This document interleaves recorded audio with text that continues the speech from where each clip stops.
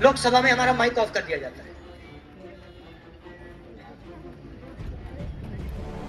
कैसे ऑफ होता भैया? किधर है? मैं दिखाना चाहता हूँ। देखो, कांग्रेस पार्टी का माइक ही ऑफ ही नहीं होता।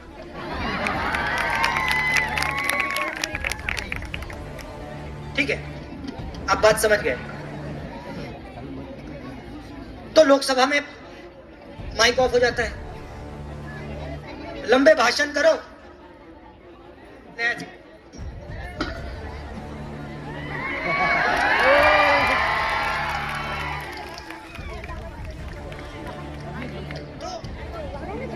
तो वो रास्ता बंद। फिर मैंने कहा, शुरुआत में मैंने कहा, भाइयों और बहनों, कांग्रेस के प्यारे कार्यकर्ताओं और प्रेस के हमारे मित्रों, अब ये है हमारे मित्र मगर मदद नहीं कर पा रहे। ये देखो, ये हंस रहे हैं, इनके पीछे लगाम लगा रखी है, वो कंट्रोल किसी और के हाथ में। ये बोलना भी चाहें, इनको अन्याय दिखे भी, ये बेचारे बोल नहीं पा रहे हैं। तो ये भी रास्ता बंद। तो जनता की आवाज उठाने के लिए सब रास्ते बंद हैं। हमारे पास एक ही रास्ता बचा। जिस सड़क पे जनता चलती है उसी सड़क पे कांग्रेस पार्टी चले, कन्याकुमारी से कश्मीर चले और जनता की आवाज सुने और जनता को अपनी बात बताए। इसलिए हमने भारत जोड़ो यात्रा शुरू की। अच्छा, इसमें बड़ी अजीब सी बात हुई, और आप मुझसे मत पूछो, आप कांग्रेस पार्टी के नेताओं से पूछ लो, किसी भी नेता से पूछ लो,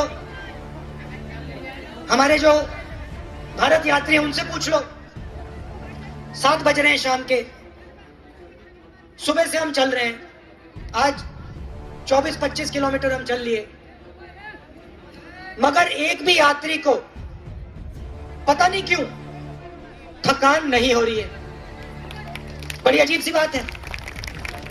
आमतौर से व्यक्ति सुबह उठता है, फ्रेश होता है और शाम को थक जाता है।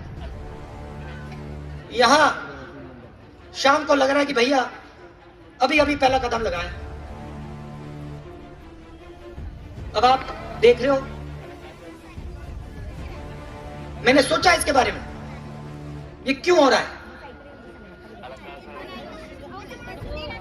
इसका कारण है, हम अपनी शक्ति का प्रयोग नहीं कर रहे हैं।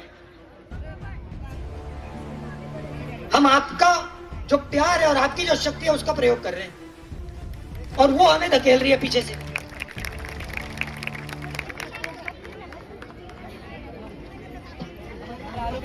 यात्रा के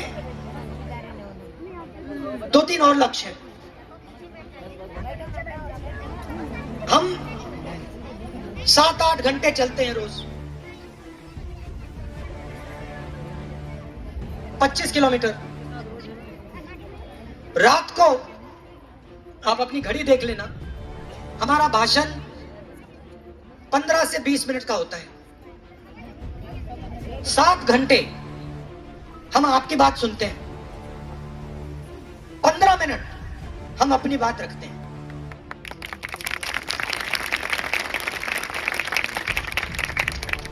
और आपसे बहुत कुछ सीखने को मिलता है। आज सुबह किसान से बात हुई, उसका खेत हमारे सामने था। उसने मुझे रोका, कहा राहुल जी मेरा खेत देखिए। अब यहां पे जो भी किसान है इस बात को समझ जाएंगे। कहता है मुझे राहुल जी मेरा खेत देखिए। खेत पूरा बर्बाद हो गया था, खत्म हो गया था, सोयाबीन का खेत था। मुझे कहता है राहुल जी मैंने बीमा का पैसा भरा, मैंने बीमा का पैसा भरा, मेरा खेत बर्बाद हो गया। प्रधानमंत्री बीमा योजना में मैंने पैसा भरा है, मेरा खेत बर्बाद हो गया, मुझे 1 रुपया नहीं मिल रहा है। मुझे नहीं मालूम कहां फोन करूं, ना मुझे वेबसाइट मिलता है, ना कोई फोन उठाता है, मगर मुझे जिस चीज के लिए, जिस बीमे के लिए मैंने पैसा भरा था, उसका मुझे 1 रुपया नहीं मिला और नहीं मिलने जा रहा है। मैंने उससे पूछा, बताओ भाई, आपने पैसा भरा, पैसा हवा में तो गायब नहीं होता। क्या आपने पैसा जेब से निकाला, ऐसे फेंका और जादू से वो गायब हो गया? ये तो नहीं होता ना। कभी हुआ आपसे? हुआ किसी के साथ? गायब तो नहीं होता ना। मतलब अगर आपके जेब से निकला, कहीं ना कहीं तो जाएगा। सही बात। तो मैंने उससे पूछा, भैया ये बात बताओ, ये अगर बीमा का पैसा आपकी जेब में नहीं आया तो किसकी जेब में गया? जवाब यही उसने दिया, यही जो आप कह रहे हो उसने कहा। कहता है, राहुल जी, आज के हिंदुस्तान में युवाओं को रोजगार नहीं मिल सकता, किसान भूखा मर रहा है, छोटे दुकानदारों के लिए, छोटे व्यापारियों के लिए, मिडिल साइज स्मॉल बिजनेसेस के लिए नरेंद्र मोदी जी ने तोहफे दिए 2। एक नोटबंदी और दूसरा गलत जीएसटी, और सारे के सारे बर्बाद हो गए, खत्म हो गए। फायदा सिर्फ 2-3 बड़े उद्योगपतियों का है। ये भैया दिन भर सुनने को मिल रहा है। किसान से पूछो, वही कहता है, वही बात कहता है। मजदूर से बात करो, कहता है भैया हमें मनरेगा का पैसा नहीं मिल रहा है, रोजगार नहीं मिल रहा। छोटे दुकानदार से बात करो, कहता है जीएसटी ने हमें बर्बाद कर दिया, नोटबंदी ने बर्बाद कर दिया। फायदा किसका हो रहा है? 3-4 बड़े अरबपतियों का। और 2-3 दिन पहले हमारी मीटिंग हुई, डेलीगेशन आया था। उन्होंने कहा, देखो नरेंद्र मोदी जी ने बहुत बड़ी गलती की। मैंने कहा, गलती क्या की? कहते हैं गलती की नोटबंदी, उनने गलती की। मैंने कहा, गलती कुछ नहीं की, ये गलती नहीं थी, ये जानबूझ के किया गया। आपको कहा था काला धन मिटा देंगे, सही बात है, मिटा देंगे। कितने साल हो गए नोटबंदी के? 6 साल हो गए। 6 साल 2 दिन, 6 साल 2 दिन, 3 दिन, 2 घंटे।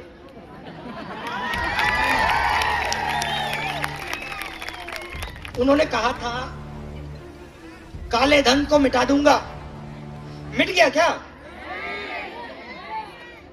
नहीं मिटा। 15 लाख आ गया? नहीं। तो जो इस देश में अपना खून पसीना देता है, जो देश को रोजगार देते हैं, जो देश को भोजन देते हैं, उनके लिए इस सरकार ने क्या किया मुझे बता दो। मैं हूं यहां पे, मैं 10 मिनट खड़ा हूं, बता दो उनके लिए क्या किया उन्होंने। एक काम बता दो। जीएसटी लगाया, नोटबंदी में फायदेमंद बात क्या की? देखो कोई जवाब नहीं मिल रहा।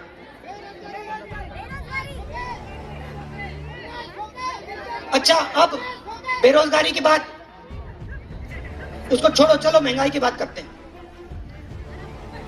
मुझे बताओ, यूपीए के समय गैस सिलेंडर कितना का था? 400। उस टाइम मोदी जी कहते थे 400 रुपए का गैस सिलेंडर है। आज कितने का है? आज मोदी जी कहते हैं 1100 रुपए का हो गया। पेट्रोल 60 रुपए का होता था, उस टाइम कहते थे 60 रुपए का पेट्रोल हो गया। देखो डबल होने वाला है। 106 रुपए का। मोदी जी कहते हैं कि 106 रुपए का पेट्रोल हो गया। तो ये कारण है भारत जोड़ो यात्रा के लिए। इस देश में 3-4 अरबपति हैं, जो भी करना चाहते हैं कर सकते हैं। जो भी बिजनेस उनको चाहिए उनको मिल जाता है। एयरपोर्ट हो, पोर्ट हो, सड़कें हो, इंफ्रास्ट्रक्चर हो, टेलीफोन हो, बैंकिंग हो, जो भी इनको चाहिए मिल जाएगा। मगर अगर इस देश के युवा को रेलवे, वो प्राइवेटाइजेशन पे भी आऊंगा, वहां तो गया नहीं, अभी शुरू ही नहीं किया मैंने। अगर इस देश का युवा रोजगार चाहता है, उसको रोजगार नहीं मिल सकता। हाँ, और आपके यहां से प्रोजेक्ट उड़ते हुए जा रहे हैं। फॉक्सकॉन का प्रोजेक्ट गया, एयरबस का प्रोजेक्ट गया, गायब। तो इसीलिए हमने ये भारत जोड़ो यात्रा शुरू की है। ये श्रीनगर में जाके रुकेगी, उससे पहले कोई भी शक्ति इसको नहीं रोक सकती है। और मैं आपको सबको दिल से धन्यवाद करना चाहता हूं कि हमारे साथ हजारों लोग सुबह 6 बजे से चल रहे हैं और यहां तक 25 किलोमीटर हमारे साथ चले। आपने अपना प्यार हमें दिया, अपनी पूरी की पूरी शक्ति आपने इस यात्रा को दी। इसके लिए मैं दिल से आपका धन्यवाद करता हूं। बहुत बहुत धन्यवाद। नमस्कार। जय हिंद।